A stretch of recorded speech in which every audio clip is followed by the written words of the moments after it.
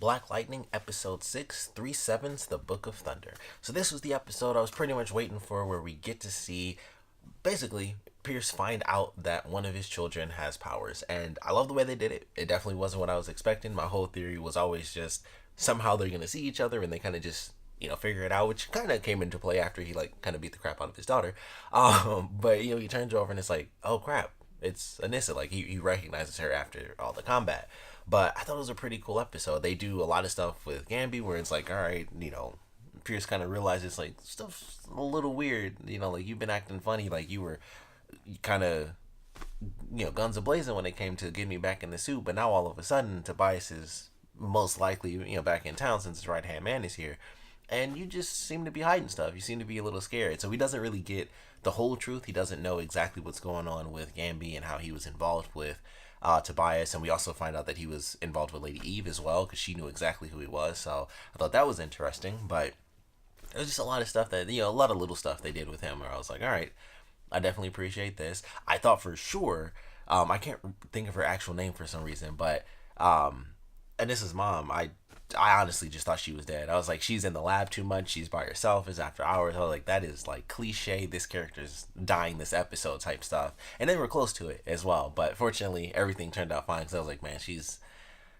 definitely dying. And this is like, I have to show you that I have powers and stuff. And I'm like, that's every time it's right before I have something huge that I'm about to show you. And like I said, she was in the lab all day. She was by herself. I'm like, her assistant called in like, oh, something's going on. I was just like, she's gonna die. Like that was it. But everything, like I said, everything turned out fine, so I was happy with that. But I really like the storyline for this one. I just like the way everything kind of played out. I felt like it was oddly a fast-paced episode, and I feel like the way they kind of jumped around all the different storylines. I felt like everything was paced really well. So it was like, here's what's going on, like these little glimpses with Gamby. I thought that was pretty cool. We have some of the stuff going on with Jennifer and like her dealing with I guess at this point her ex-boyfriend and the stuff he's going through, and then they kind of wrap back around to that towards the end of the episode where he officially joins Tobias and they talk about him being able to walk and having power and stuff like that. So going towards him being a full-on villain, which I'm curious if they'll I assume, considering they introduced it already this season, that will kind of come to fruition. I don't think he'll get defeated this season, so that might allow for them to kind of bring in Jennifer as far as her having abilities if they decide to stick with that, which I assume they will.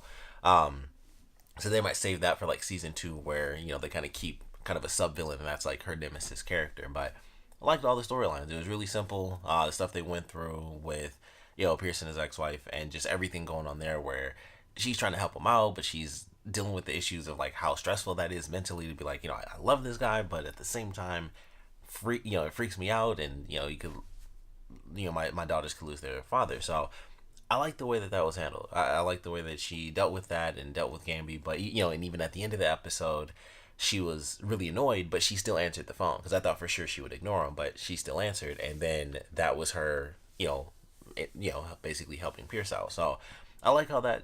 I liked how pretty much that whole thing went. I was like, all right, that's simple. Also, she didn't end up dying. It wasn't like her helping at the end. It was like her last great act. So, excuse me, that just made it all the better. By the end of the episode, but really enjoyed it. Thought it was pretty simple. We do find out that the chief of police is, of course, on Tobias's payroll. That explains how we, got in before.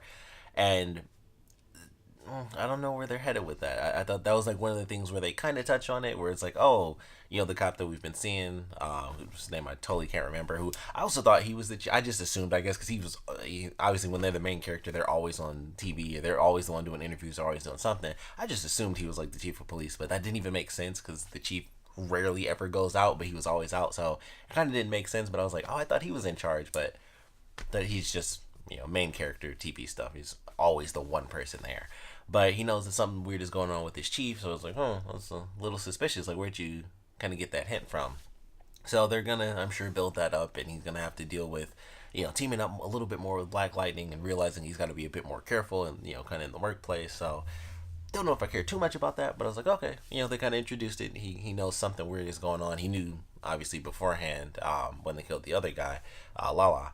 So it was kind of obvious that it was there, but they kind of show it in this episode where it's like, oh, that's weird. How'd you even get that tip? Like suddenly just let us straight to Black Lightning. So kind of introduced that just a little bit, but I thought all the storylines were pretty good.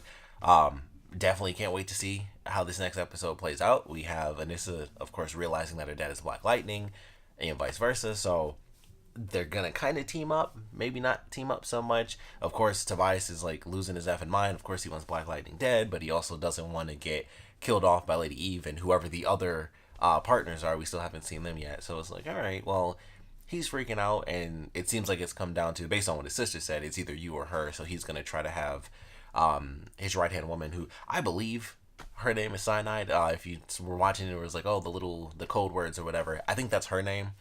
I really don't know because they like never say her name, but I'm just gonna assume that that's who she is. Um, we're actually gonna get to see her in action, so that should be pretty cool. She was kind of dual wielding in the trailer, so I'm kind of excited to see how over the top that gets, because I'm assuming she's just human, but she'll be dodging every single bullet and killing everybody. So very John Wick style, but I'm totally fine with that because I like that movie. So we'll see how that plays out, on CW television.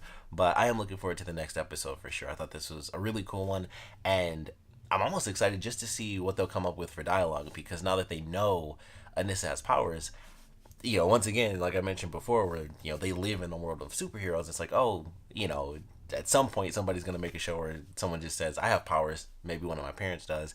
At this point, now they can say, well, if my dad has powers and I got powers, maybe my little sister's going to have powers at some point if she doesn't already. So I feel like that might be automatic. I hope they talk about that in the next episode, where it's like, should we just kind of include her in on everything, which I'm sure they won't, because it's like she's the young member or whatever. But looking forward to how things are going to build up from here on out. 6 episodes in, so I have no idea how far we're going, how far we're into this first season. I don't know if it got like, the full 22 episodes for the first season, or, if it's less than that. Considering I think the show's doing pretty well, I think we're probably going to have a fairly long season. It may not be like the full 22, maybe like close to 18, almost 20, but definitely excited for where we're headed. I'm glad episode 6, they know who each other are now. They can team up or not team up and figure it all out. But looking forward to it. Like I said, enjoyed this episode. Of course, we'll love to know what you guys thought about it. So please comment below. Let me know your favorite parts about it, least favorite parts about it.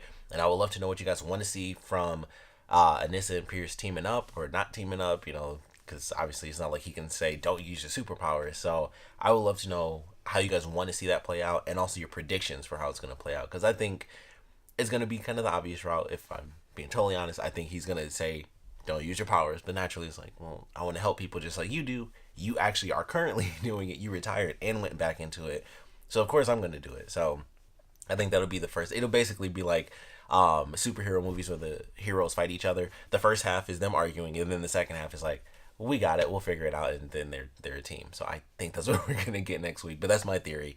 I would love to know yours, and like I said, I definitely want to know what you guys thought about this episode in general. So please comment below, let me know, and thanks for watching.